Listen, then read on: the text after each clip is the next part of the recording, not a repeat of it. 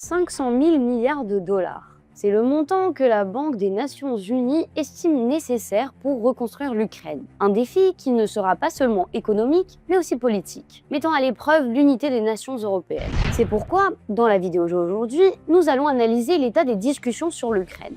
Y a-t-il un accord de paix en vue à court terme?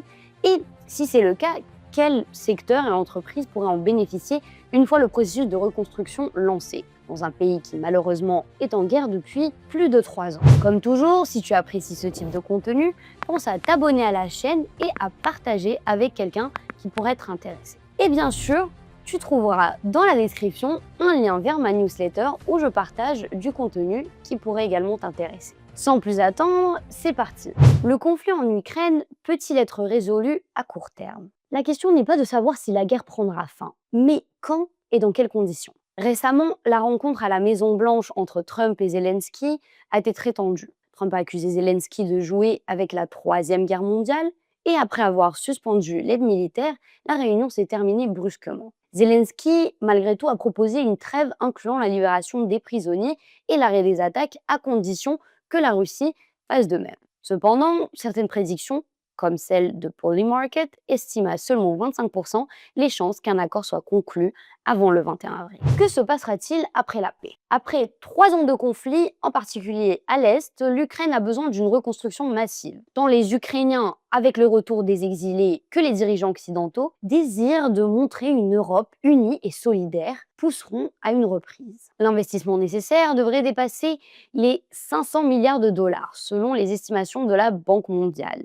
et se concentre sur 2 secteurs clés. Infrastructure. Reconstruction des logements, routes, ponts, écoles, hôpitaux et réseaux énergétiques. Cela ouvrira d'importantes opportunités pour les entreprises de construction et d'énergie, avec un rôle clé pour les compagnies européennes les plus expérimentées. Défense. Même si cela peut sembler paradoxal, en période de paix, l'Ukraine cherchera à renforcer sa capacité défensive après la guerre. De plus, les dépenses militaires en Europe devraient augmenter, ce qui profitera aux entreprises du secteur de l'armement, notamment grâce à des initiatives comme le récent prêt de 150 milliards d'euros de l'Union européenne pour renforcer la défense. 3 entreprises européennes qui pourraient représenter une opportunité d'investissement aussi bien dans le processus de reconstruction de l'Ukraine que dans le réarmement militaire en Europe. Voyons lesquelles. Mais avant tout, je tiens à être transparente avec toi. Je ne suis pas un conseiller financier professionnel et mon objectif est simplement de partager des informations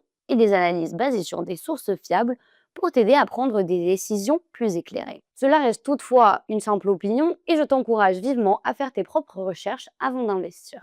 Bien. La première entreprise est Vinci. Vinci est une entreprise française, leader dans la construction et la concession à l'échelle mondiale.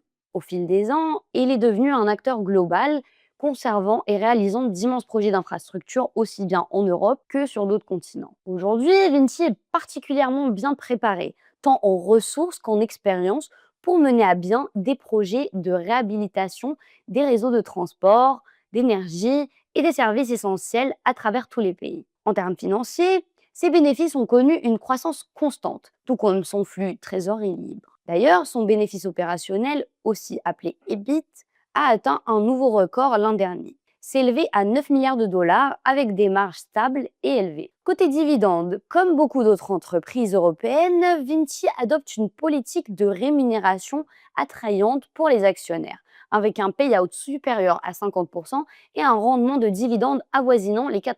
Sa stabilité se reflète également dans l'évolution de son cours en bourse. Si l'on observe le graphique, on voit que l'action évolue dans un canal haussier depuis plus de 5 ans.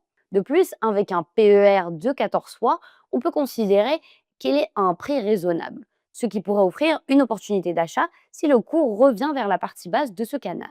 Un dernier point avant de passer à la prochaine entreprise, je te rappelle que dans la description de la vidéo, tu trouveras des liens vers des différents brokers réguliers en Europe avec des frais très compétitifs où tu pourras investir dans tous les actifs mentionnés aujourd'hui. Allez, passons maintenant à la prochaine action, Ferrovial. Ferrovial est une entreprise espagnole fondée en 1952 qui est devenue une référence majeure dans le domaine des infrastructures et des services. Et ce n'est pas un hasard, plus de 80% de son chiffre d'affaires est généré en dehors de l'Espagne. De plus, depuis 2023, elle est également cotée au Nasdaq. Côté chiffres, Ferrovial affiche une solide performance. Son bénéfice opérationnel a augmenté de plus de 40% par an depuis 2020. Et l'année dernière, elle a dépassé pour la première fois la barrière du milliard de dollars en EBIT. Son flux de trésorerie libre est également positif et progresse chaque année, atteignant actuellement environ 1,30 $ par action. En plus de cela, l'entreprise verse des dividendes de manière régulière et croissante, avec un rendement actuel avoisinant les 2%. Si l'on regarde le graphique d'action, affiche une croissance lente mais constante au cours des 5 dernières années. Et pour ne rien gâcher, son PER est inférieur à 10. Une excellente nouvelle pour les investisseurs en quête de valeur, surtout si Ferrovial joue un rôle clé dans la reconstruction de l'Ukraine. Attention, si la guerre se résout dans les prochains jours, nous pourrions assister à une forte hausse du cours des deux actions, avec une possible cassure de leur récent plus haut historiquement. Nous avons vu ici deux exemples d'entreprises spécialisées dans les infrastructures. Pour finir, il nous reste à parler d'une entreprise du secteur de la défense. Je te présente BAE Systems.